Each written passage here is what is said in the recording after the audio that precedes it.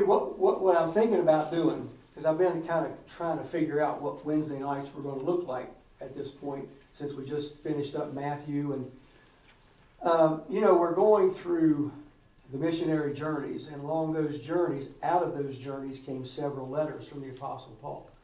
And we're going to be looking at some of those letters. Now, we're just going to be highlighting some things as we go along. Next week, the next 2 weeks, we're probably going to look into the book of Galatians, which is all of 6 chapters long. So we'll probably do a bit of an overview and looking at a couple of special places in the book of Galatians.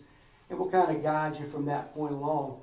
But the first missionary journey is where that letter to the Galatian Christians came from. And so if you're looking for a place to read, coming in the next couple of weeks, read the book of Galatians. Tonight we're going to look at Acts chapter 12, which I've always been fascinated by this particular chapter, because I think it raises a whole lot of questions that are probably on your mind anyway. And this chapter just begs for them to be asked. So let's take a look at it. We're going to start with verses 1 through 6, okay?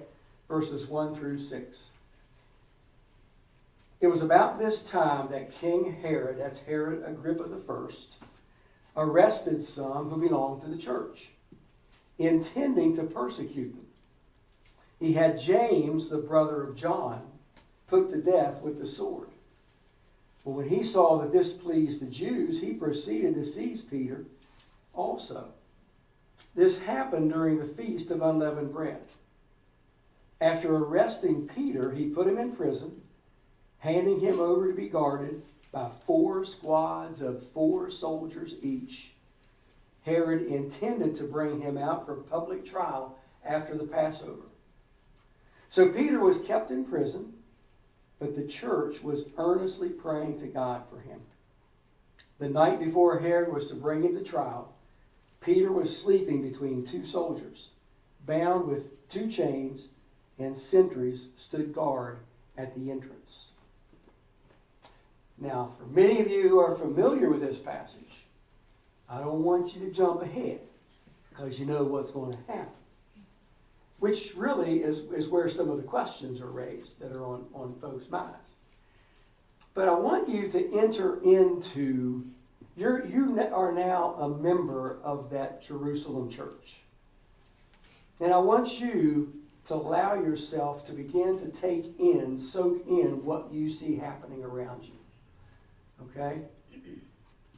First off, Herod Agrippa. He is the grandson of Herod the Great. Now, can anybody tell me the big deal about Herod the Great?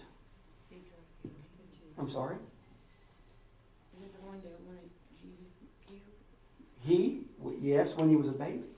Yes, he's the one that was king when Jesus was born, and sent the soldiers to Bethlehem and ordered them to kill every little boy 2 years and under. This is the grandson. Okay? He's a nephew of Herod Antipas. Don't you love all these Herods? There's a lot of them. He's the nephew of Herod Antipas. Can anybody remember who Herod Antipas is? He's the one that had John the Baptist. Yes. He's the one that arrested and had John the Baptist beheaded. He's the one that was there when he partnered up with Pilate when Jesus was brought to trial and mocked Jesus and made fun of him. And was very disappointed that Jesus didn't do a miracle for him. That's Herod Antipas. Well, Herod Agrippa I is a nephew of Herod Antipas. Herod Agrippa I actually was tetrarch over the region his uncle once was ruler of. He had a pretty good relationship with the Jews, and he wanted to keep it that way. One of the reasons he had a good relationship, who was Caligula? Crazy Roman emperor. Crazy Roman emperor who you did not want to cross. Okay? Well, at one point, Caligula wanted to have a statue of himself put in the temple in Jerusalem. Now, you know how well that would have gone over, right? And Herod Agrippa the first convinced Caligula not to do that. All right? So the Jews were very appreciative of that. He also moved the capital from Caesarea to Jerusalem. So Jerusalem was now it always has been right for God's people, but at that point it became the central place of leadership for Israel. So he had a good relationship, and he wanted to keep that. So now I want to come back to my question. I want you to put yourself. You are in that early church there in Jerusalem, and you have watched persecution break out. You've watched most of the people, apart from the apostles, literally leave for fear of their lives. They've scattered to Judea, Samaria, as far as Antioch and Cyprus. You also saw Stephen be martyred. Now you've seen James be beheaded. Think about this. James, one of the inner ring, the three, right? Peter, James, and John. Well, now James is gone. Peter is now arrested. What would you be thinking?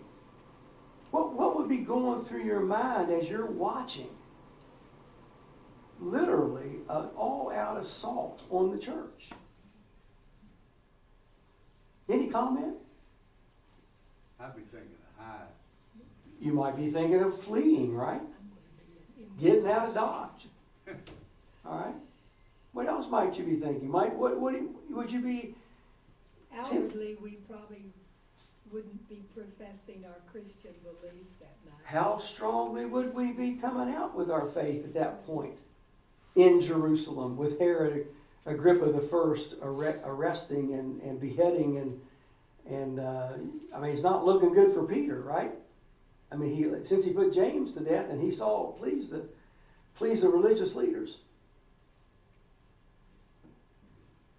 Let me make a couple of suggestions to you. And maybe you can respond to this just looking through here. What did the church not do in response to what was happening? I would suggest to you they did not lose their focus. I would suggest to you they didn't back down. They didn't give up. And they didn't blame God. They didn't start shaking their fist at heaven and saying, "Where are you? Why are you letting this happen?" But what did they do? What in just the 6 verses we read, what do you see them doing? Praying. Right? They're praying. They are having an all-night prayer session. It's not a Wednesday night group that's coming together and praying a little bit and then heading back home. They're praying all night. As a matter of fact, where it's translated, you might have a different word in verse 5, the church was earnestly praying to God for Peter. Earnestly. That word earnestly is the very same word used in Luke, pointing to how Jesus was praying in the Garden of Gethsemane. The very same word. They were gut-wrenching, laying it out right before God. That tells me something about them. And at least the ones, and I guess we probably have to keep in mind, these are the ones who stayed. They didn't leave, right? They were there. And they weren't running.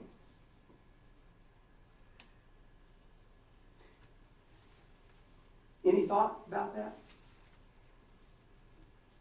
These people have seen a lot of miraculous things. Yes, they have. And this is a big wave, and it's not like 4 or 5 disciples huddled somewhere. I think there's a crowd. A bunch of people left, I suppose, but I think there's a crowd of people that are saying, "Boy, let's get in." You know, they can't stop us. You know where they're meeting? They're meeting in John Mark's mother's house. If sneaking ahead there just a touch. verse 12, when this had dawned on Peter, he went to the house of Mary, the mother of John, also called Mark, where many people had gathered and were praying. That's where it seems to be the central place. But I'm sure you're right. There's people everywhere throughout Jerusalem praying for him. And I think you make a great point when you point out these folks have seen some pretty miraculous things.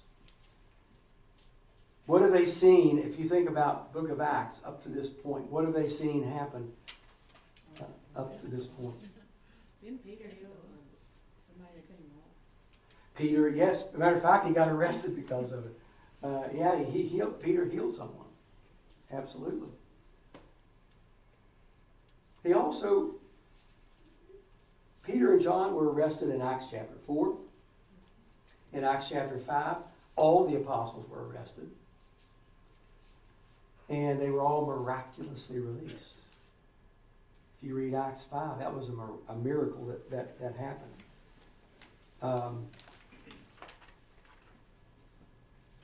What else had they seen happen? Stephen full of grace and power. The whole change of Saul, right? The transformation of Saul, where he went from a persecutor to a builder, to a believer, to one who was planting churches. What'd you say, Tom? Stephen, full of grace and power, was doing great wonders and signs among the people. They've seen miracles. And what happened to Stephen? Isn't that interesting? Here's this guy doing great signs and wonders, and he dies. Here's James, he was one of the inner three. And he's put to death. Are you tempted to ask, where are you, God, in all of this? You know, when I think about how they went to prayer, and I think many of us have found this to be true. First of all, prayer is a genuine response of faith. It's probably the most immediate, most important response of faith that we can do. It is the action step of many of your favorite verses. Psalm 46:10, be still and know that I am God. Prayer is an action step to make that happen, to allow that to happen, to open the door for that to happen. And prayer is the necessary thing that has to happen in our lives to take us from fear and panic and worry to trust. You hear what I'm saying? Prayer is the vehicle that God is going to use that takes us from fear, from panic, from worry, to trust, to knowing that we can leave it in God's hands.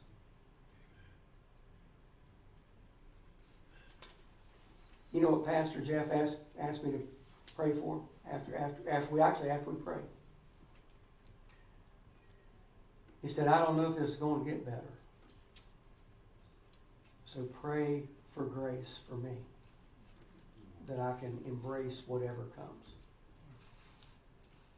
You know, that's pretty incredible.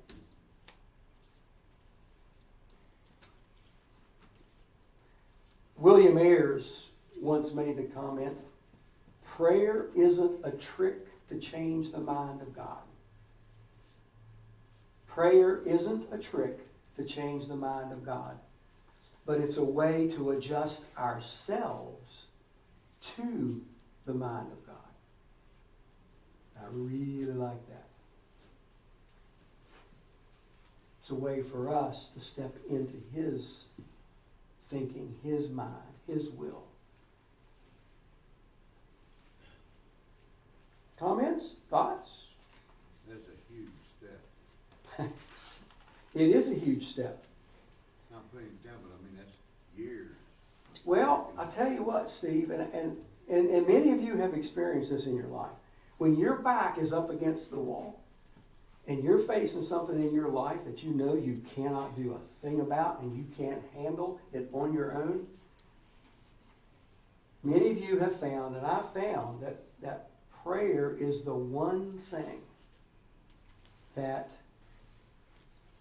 as we just relentlessly go to God, He has a way of just calming us down, calming our spirits, and just reminding us He's still God, and He's still working, and He's still doing whatever is necessary in that situation. Anybody else found that to be true?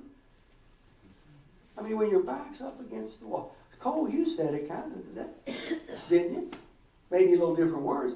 You said, I've done what I can do. It's out of my hands now. It's out of your hands, right? So you've been given a peace about this.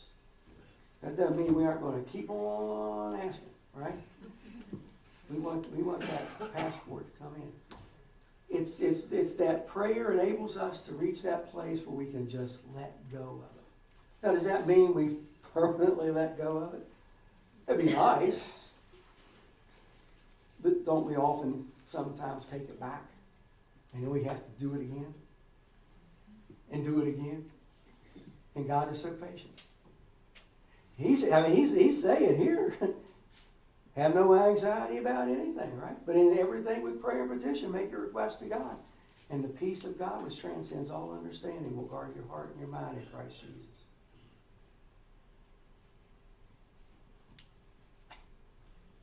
All right.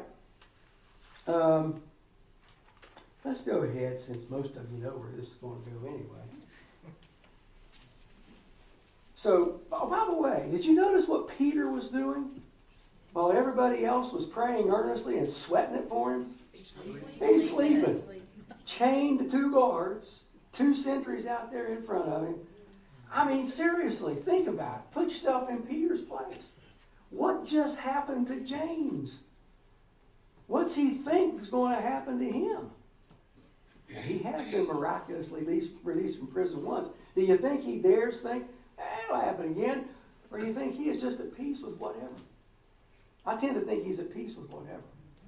He knows he's in God's hands no matter what.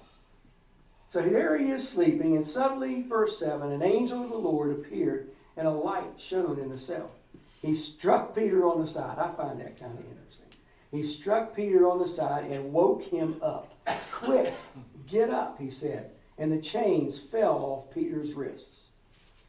Then the angel said to him, put on your clothes and sandals. Peter did so. Wrap your cloak around you and follow me, the angel said. Peter followed him out of the prison. He had no idea that what the angel was doing was really happening. He thought he was seeing a vision. Isn't that interesting? They passed the first and second guards, came to the iron gate leading into the city. It opened for them by itself, and they went through it. When they walked the length of one street, suddenly the angel left him. Then Peter came to himself. Verse 11. Any other translations say that differently? Peter came to himself. Came to his senses. Came to his senses. That's what I said about the prodigal son, when he had come to his senses. So when Peter came to himself and said, now I know without a doubt that the Lord sent his angel and rescued me from Herod's clutches, from everything the Jewish people were anticipating. Well, when this had dawned on him, he went to the house of Mary, the mother of John, also called Mark. Remember, this is the same guy that left with Paul and Barnabas on the first missionary journey. Many people were gathered there and they were praying. Peter knocked at the outer entrance. A servant girl named Rhoda came to answer the door. When she recognized Peter's voice, she was so overjoyed, she ran back without opening it and exclaimed, Peter's at the door. You're out of your mind, they told her. And when she kept insisting that it was so, they said, well, it must be his angel. Now, does that sound like us or what? I mean, what are they praying for? Pray for his release. For his release, right? And there he is knocking at the door. You're out of your mind. But Peter kept on knocking. And when they opened the door, they saw him. They were astonished. Peter motioned with his hand for them to be quiet and described how the Lord had brought him out of prison. Tell James, who's that? Obviously, that's not the inner ring, James. He's dead. Brother of Jesus. Brother of Jesus. Yes, earthly brother of Jesus, who is quickly becoming a leader in the church. Tell James and the brothers about this, he said, and then he left for another place. Well, in the morning there was no small commotion among the soldiers as to what had become of Peter. After Herod had made a thorough search for Peter, did not find him, he cross-examined the guards and ordered that they be executed. Tough man, huh? So, any reactions? About 2 minutes, and then we're going to go to the big question. In reaction to what? Any reactions to what we just read? The violent group of people? Yeah? The The power of prayer. Absolutely. Don't ever sell it short, right? The power of prayer. Anything else catch your attention? I want to know what Peter was thinking standing outside the door going, come on, guys. Yeah, what was Peter thinking when they closed or didn't open the door for him? Open the door. Yeah. Run away from it. When it's him. She was excited, though. She was excited. Okay. You know, let me just mention this. I had jotted this down, and I'm kind of going back to how Peter was sleeping between the guards. And I think this is one of the most important life lessons we can ever learn. And that is, no matter what happens in our lives, we always have a choice how we're going to respond, no matter what happens. We will never have that choice taken away. It's up to us how to respond. And there was a verse, I mean not a verse, a quote. It's a rather lengthy quote, but I just use the last part because that's the part that matters. A lot of you folks my age remember Charles Swindoll and his writing. You probably got books written by him, a collection of all the sermon series he ever did. And you know that's how pastors write books, don't you? They take that sermon series and have somebody help put it into form. So anyway, he said one time, and it stuck with me all these years, he said, life is 10% what happens to you and 90% how you respond to it. That's deeply scriptural. 10% what happens to you, 90% how you respond to it. And that holds true across the board with anything that happens. Nobody takes that choice away from us, how to respond. And the beautiful thing about it is, a lot of times those are very hard things that come our way that we have to decide how to respond. And that's where the greatest growth in our Christian life comes from, is when we have to respond in really tough times to trust God, to lean on Him and to walk with Him. Okay, the elephant in the room. James dies. Peter is miraculously delivered. 2 disciples, both love Jesus in the same chapter. Does that not bother anybody? Why James? Why Peter? And why wasn't James saved? Or why didn't Peter get killed? Any thought? All the disciples died horrific deaths, and I always thought that was hard to understand. From everything we know, every one of them, except for John, but John was in isolation and exile, died as a martyr. Peter ended up, from everything we know, being crucified upside down. What about right here? James killed, and in the very same chapter, Peter is released. I was actually going to ask you the question. And I was just sitting here thinking, should I ask it or not, but, Anytime you read this chapter, it's the elephant in the room. yeah. Well, didn't God say that he was gonna be the rock of his church, so he needed to stick around a little longer? Peter, I think one of the things we certainly take away from that is Peter's ministry had not finished. Now, James probably could have put up a good argument. Hey, well, wait a minute, I'm not finished yet either. Got a lot to do, but no, I think in chapter 15 you got the Jerusalem Council, and Peter was instrumental in that, and you've got First and Second Peter has to be written yet, you know. So that's one thing. What else comes to your mind? Well, same is true for us today. Yep. When we've done all that God has for us to do here on this earth, he calls us home. Yeah, we have our time, right? And we can get in a great big old long debate about whether we can shorten that time or not. And we won't try to do that tonight. But God knows where things are going. Okay? What else though? I mean, we think about that. If you think even in the church, why does something really bad happen to this very faithful person in Christ, and over here this person all it just seems to be spared of everything, or maybe is miraculously delivered? One person escapes a car wreck, another person dies in a car wreck.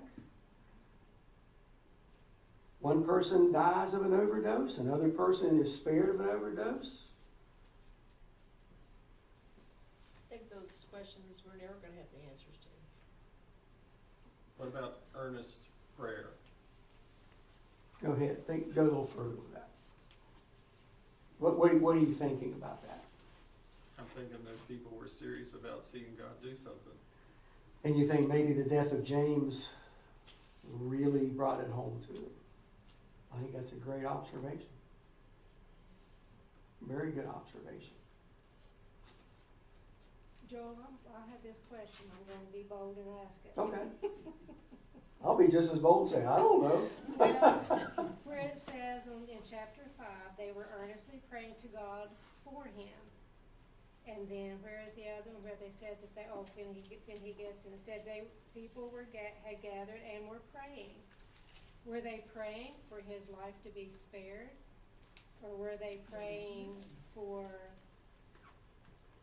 if his life wasn't going to be spared? It's like, our loved ones, if they're sick, we want them to live, of course. Right. But we know that everyone is not going to make it Right. through. Right. So does it say somewhere else that they were, No, it doesn't say anywhere else. His life to be spared, or were they just praying? I have to believe in verse 5 that they are earnestly praying for his release. I mean, I think at this point they saw what happened to James. Now in that, they also may have been praying, God, just be with him no matter what happens. But I think they were also very earnestly asking for his release. Because that would have been 2 out of the inner ring gone. John would have been the only one that was left at that point. That's what I always reading that. That's what I believe. But just now reading, it's like they didn't say Makes you for his wonder. life to be spared. Yeah, I sense they were really praying for his release, for something to happen. Yeah, a miracle for his release. I always go back to the scripture. I don't understand why one life is taken and one isn't, or why a whole family is. I don't understand that at all. Are you talking about just the general question? In general, and then that scripture, we see through a mirror dimly. Right. Then we will see face to face. Now I know in part, then I will know fully. Yeah, there's a lot we're not going to understand. Before I talk about that, Marjorie, what'd you say? Well, the church probably was shaken with James's death. Oh, absolutely. So they kind of needed Rattled to the something core. too. And Yes. God's ways are higher. So. Rattled to the core. And that's, I kind of sense that's what you're saying.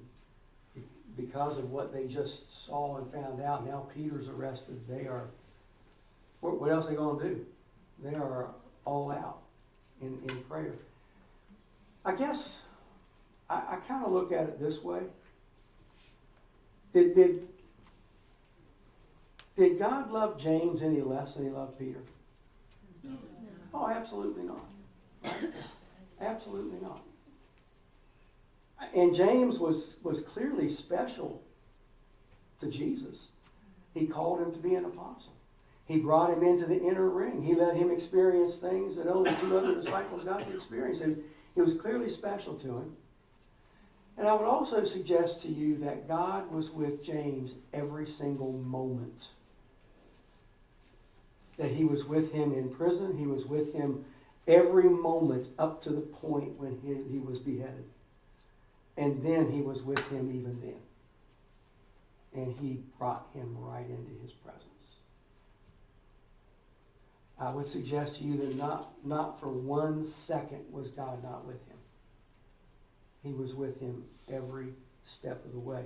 And I think about Psalm 23:4. Yea, though I walk through the valley of the shadow of death, I will fear no evil, for thou art with me. And yes, God loved James as much as he loved Peter. As a matter of fact, he loves you and me as much as he loved Peter and James and the apostles. I don't know if that helps you in any way. I've always said this just because I see it far too often in people's lives around me, in my own life. This is a fallen world, and horrible things are going to happen. Whether it's illness, or the evil nature of others, or the sinful actions of folks who are far from God. That's the world we live in. And it can happen to me. It can happen to you. From what I'm seeing, if you live if you put enough years in on this earth, everybody's going to have heartache. Everybody's going to have a hard time with something, somewhere along the line. And following Christ doesn't ease that. That's why sometimes I actually had somebody. Oh, we got to stop. I actually had somebody somewhat frustrated with me one time because they felt like their son was spared in a car accident and did really well. I mean, came out of it really well. And we rejoice in that. But they felt like I wasn't rejoicing hard enough, if that makes sense. And I shared with them, I'm just cautious. Because I don't know who's here whose family member or friend wasn't spared in a car accident. And how painful that is to hear. So, I think when we rejoice, well, what's Paul say? Rejoice with those who rejoice and weep with those who weep. Okay? And that's a hard thing in a church family because there's always somebody hurting. And there's always somebody rejoicing. So we have to be graceful with each other and embrace where everybody is. And when people are rejoicing, praise God and rejoice with them. And when they're hurting, man, just hurt with them. I don't know if that helps with the elephant in the room. That's kind of how I'm looking at it. That I absolutely trust God. What elephant? Well, somebody explain that to Stephen on the way out. That's the elephant in the room. Oh, they did talk about it. Okay, we need to get to the business meeting and let that happen.